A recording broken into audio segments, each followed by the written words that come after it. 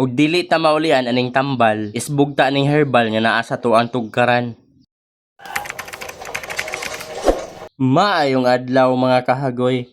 Hagoy! Pila sad ko kaadlaw wala ka-upload. Kay pila mabud ko kaadlaw og ginantusa ni ako ang gibati. Sa sige nako og antos ani, mura nako og gibatig ka anyag. Kung makabantay mo, medyo paos-paos jud ko. Kay ga-overtime man ko og inubo. Kay dili naman magpatuo sa tambal. Aw, isbog ta diri sa herbal. Nangutlo ko diri og gabon kay timing man sa dris di pud nako. Tistingan ako ning gabon aron matambalan ni ang ako ang ubo. Kay paminaw nako, antina nalay ko lang ani, mahimo na ning TV. Ayha ko nag-take, ako asa ning gihugasan para limpyo. Maniguro sadta kay base na ina minute kigwa, aning dahon na. Pito ra day ni kabuok ang ako ang gikuha kay nakadumdum ako sa mga tigulang sa una. Kung maghumol daw og gabon, waki jud na siya. Pero nakalimot nako kung pila, basta kay waki ah.